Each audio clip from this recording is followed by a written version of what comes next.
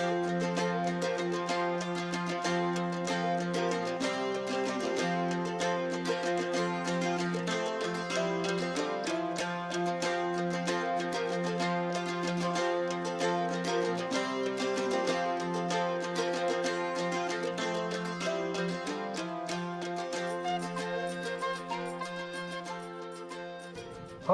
welcome to Tales from the Camper. I'm Jason. Hi, I'm Susie. We will be talking to lots of interesting people on our travels and covering lots of different subjects. Yeah, and some of those might be a bit controversial too. Just a little bit. We're looking for people with a tale to tell. So if you've got something interesting or you know someone that's got an interesting story, we'd love to hear from you. Please get in touch with us on here. So with no further ado, let's get on with the show.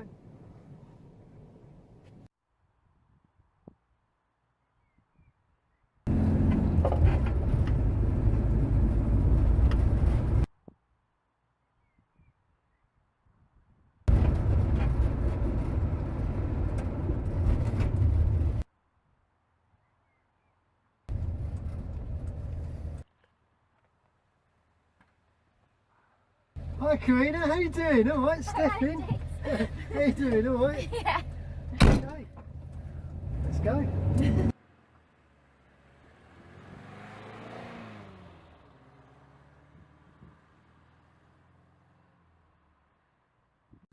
Hello, welcome Karina to our camper van.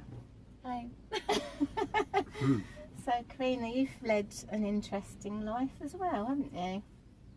And you're still really young, so you live in a camper, not in a camper van, in a caravan, don't you? Yeah. So how many years have you lived in that? 15, I think. 15 years. Yeah. And quite a lot of that was on your own, wasn't it? Yeah, like 11 years, I think, of that was on my On your own. Yeah. So you must have a few tales to tell about being in there on your own in different weather conditions and things like that. Yeah, it's been interesting. Because I don't have electricity Right. or water. I've got a solar panel now, but I didn't have one. Cool, living it up, eh? Yeah. I didn't have one to start with. I only got that in the last 4 years. Right. So yeah, and lots of people think that it's quite scary.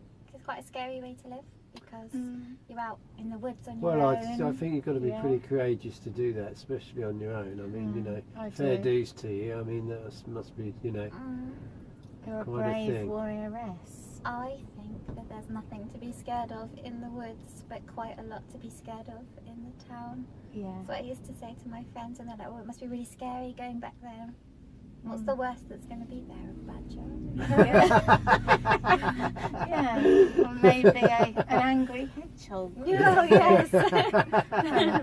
Marauding vole or You never something. know. Yeah, so it's quite.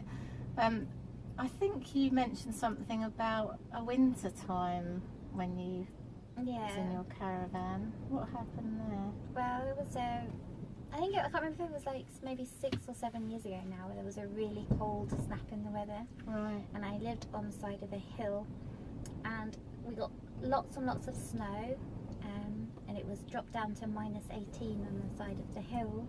Okay. But yeah, because it's really rural, no one could get around in their cars or anything. And so I just didn't see anyone for days. Oh, I kind of wondered, you know, what had happened, and maybe something big had happened, and I didn't know about it because obviously not having electricity, I don't really know what's going on. I thought, you know, maybe like a meteor's hit or a volcanic eruption, of some sort, and all the taps were frozen, so I was melting snow for me and my dog to drink, and I hadn't really banked on it being cold for so long, so I hadn't got enough food in at all. So I decided in the end I would go and check to see if the rest of civilization was still there or not. Oh. And, so nobody you knew tried to contact you or check you was okay or anything like well, that? my phone had gone flat. Oh, right. And it ended up being in 12 days before anyone came to find me. Oh. Oh my God. No, but my phone had gone flat, and so yeah, I decided I'd walk down and it was the snow was so deep that you couldn't really see where the roads were apart from like the dips, because it was like over the hedges and onto the road and everything. But when I got down to where the main part of the road was, I found a deer, a dead one. Oh no. But it was frozen solid, so I figured that would be alright now. So I didn't need to find anyone now, it was alright. So was you vegetarian at that point? yeah, I've been vegetarian for 9 years. So what did you do? Drag the deer back and... Yeah, I dragged it back and I'd watch Ray Mears. So I thought, I can do that. so yeah, I dragged it back and it was really heavy. Heavier than I thought. Because in Ray Mears, he hangs it over a branch of a tree, ties its legs together and hangs it over a branch of a tree to gut it. And that was heavy. Yeah, I can imagine. But it was okay. I wasn't as squeamish about it as I thought. It just became quite clinical and like... Well, I suppose quite determined, like so you I had can to do quick this. drop your vegetarianism there for a minute and just go back to basic survival. Yeah, and I made a soup. Basically, I boiled it on top of my log burner in snow, and I melted the snow, and I boiled, I don't know what bit of meat it was, but a bit of meat, until it all fell off, and I had a parsnip. So I was a parsnip and venison, but I could only eat like about 3 mouthfuls of it, because it was so rich compared to a vegetarian diet. Yeah, my goodness. But my dog was very happy. Yeah. Well, but you also kind of like live off the wild. You've learned to live off the wild, haven't you? And you know what plants to eat and which ones to put together to make. You know. Now I do. So I've always been interested in wild food, and I love the idea of being completely free. This plant is called Herb Robert, and it's a hairy plant, and it has a red stalk, and it has these like really interesting flowers, buds before they come out, and they've got these little pointy bits, and then when they come out they've got 5 petals, and they've each got 2 darker lines on them of pink. And as I say, it's hairy, and that's quite important. The leaves are hairy as well, and they're often just tinged in red ever so slightly. And this plant is a magical plant because it's supposed to stop you from getting cancer, because what it does is it promotes oxygen in your body and in your cells, and apparently cancers cannot grow where oxygen is present. So if you put this little guy in your tea, when you make your tea every day, it will promote oxygen in your cells and hopefully keep you healthy. It's called Alexander's, and it was brought over during the Roman times, which I guess is why it's called Alexander's. And it's an umbrella for again, so it's got little spokes like an umbrella, and the whole plant's edible. The leaves, which have gone a bit yellow now because it's late in the season, but the leaves, the stalks, the root, and these seeds, and these can be used as a substitute for pepper.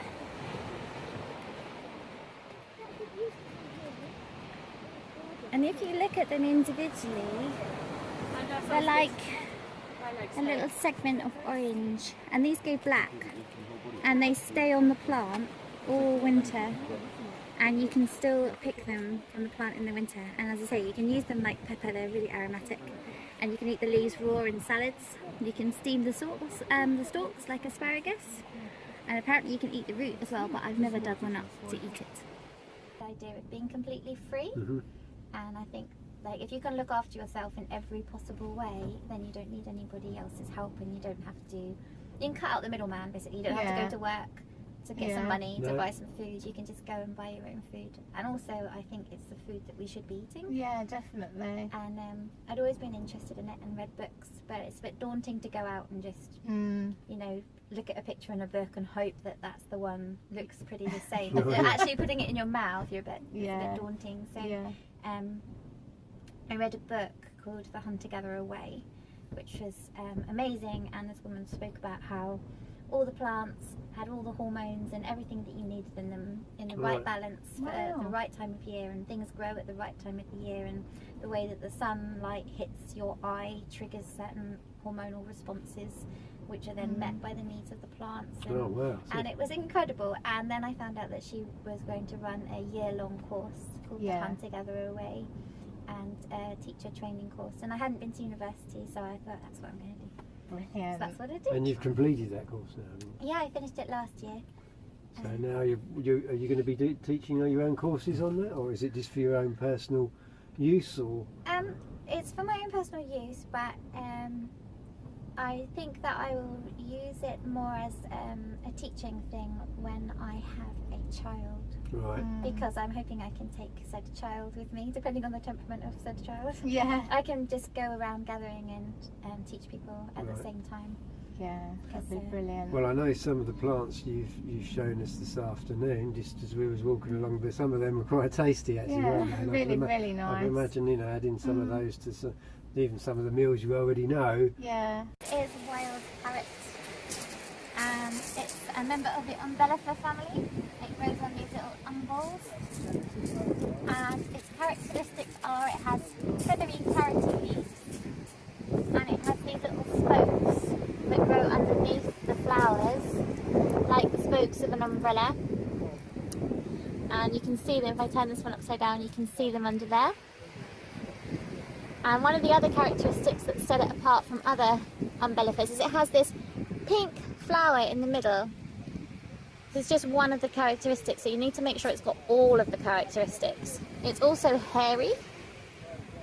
And the roots of this plant are like a carrot. It's a yellow carrot, and it's got a woody stalk in the middle. And you can eat the seeds as well. They're really aromatic, and they're also a contraceptive. So you shouldn't eat this if you're pregnant, but you can eat them as a contraceptive. An amazing thing. You don't realise how much you can eat, do you? No. We're taught that we need Well, to we go pretty to much a just went supermarket along all the and time. ate most of the seafront this afternoon. Didn't we? It was great, wasn't it? There's Yeah, a it lot was more lovely. nutrition in wild food, so you actually eat less in Yeah. quantity when you eat wild food, Yeah. but you can easily live off of wild food. And as for that wild garlic we had in our wraps this afternoon, Yeah, that was good. luckily we've all been eating it. Yeah, so, that was really delicious. Yeah. It's probably quite smelly in here now. Yeah. Yeah. So, and also you teach belly dance, don't you? Yeah. And how long have you been doing that? Gosh, 12 years I've been dancing for, and I have been teaching for 8 maybe? Yeah. Yeah, Brilliant. 8 Wow. years. And you've also done it. Was you in? Was it Josh Stone's video? Oh yeah, that was a couple of years Yeah, ago. that was. That was Yeah. cool. How did that come about? Was that?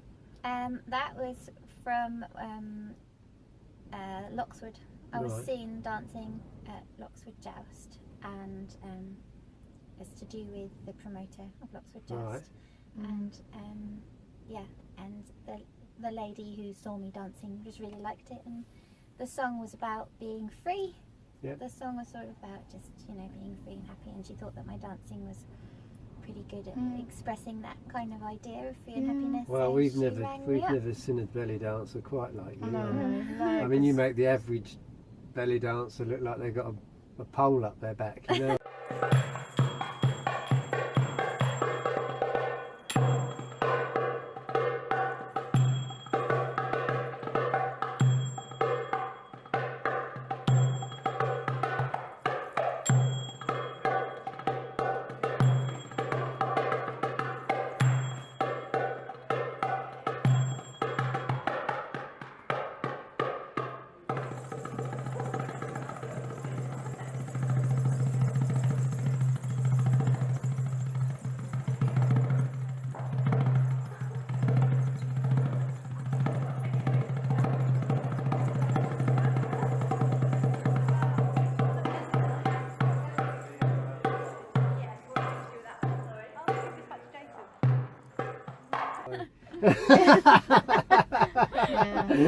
I always promote you by saying, "Oh, she's But brilliant. as for she's the got no bones." As for the Loxwood Joust, we will be playing there as well this year. So if you get a chance to come along to that, it's near Billingshurst. Yeah. It is a great event.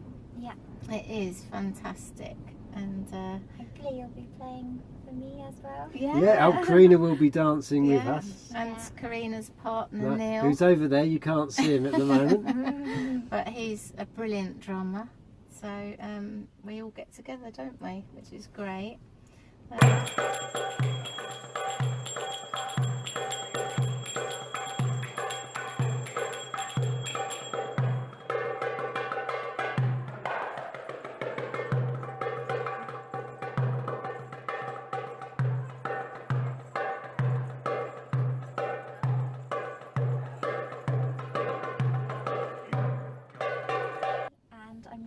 Winter trying to make an online belly dance school, and making a record of everything that I have taught so far, all the choreographies I've taught, all of the technique I've taught, and the different styles of belly dance, and breaking down the different styles of belly dance, and a bit about the history of belly dance, and incorporate it all in there as a record for myself, so that when I'm an old lady I can go, look, I did this one. And also as a way when I could touch my toes. As a record of that. And also I think belly dancing really helps people to be happy, and so I like the idea of it being able to reach more people, and to make more people happy. And it's sort of accessible to any age, really, isn't it? Belly dancing, it's a dance meant for women of all shapes and sizes and ages, and So when did belly dancing start originally? The origins of it are unknown. It's considered to be one of the oldest dances because the basic moves in belly dance are found in all indigenous cultures, and it's just that basic hip movement. Some people say it's the movements of like imitating childbirth, because the stomach will revolve when you're doing childbirth. All the muscles that you use are very much involved in isolating this muscle, that muscle, all of the muscles in your body, and being able to control them all. So it's actually a really good help for women of all ages to just be healthy women, basically. But the origins of it are really unknown, and each different culture that has belly dance has a slightly different take on it. And the Romanids are reputed to be the ones responsible for the spread of it across the globe. And they took different influences from all of the different cultures and countries and incorporated it. So what sort of belly dance do you mainly sort of focus on? Is it a mixture of them, or is it? It's a mixture. I asked my teacher, I said, what do I say when people say that to me? Because it's evolved, and I pick bits from all over the place. And she said, tell people you are a world gypsy dancer.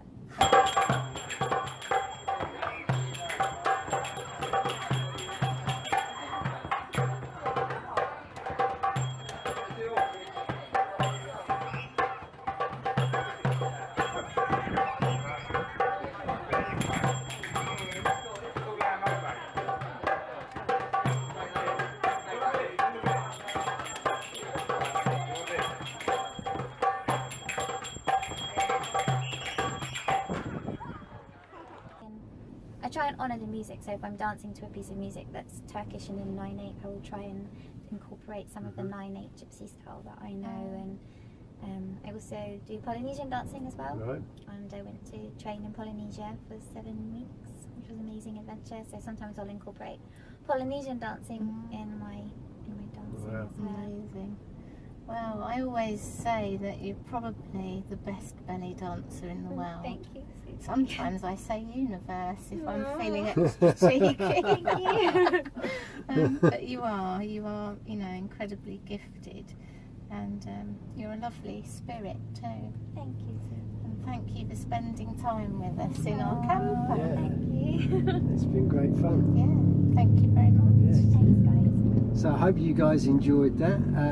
There'll be plenty more coming from us and the camper. There'll be plenty more guests coming up. So till next time. Brilliant. Be good. See you later.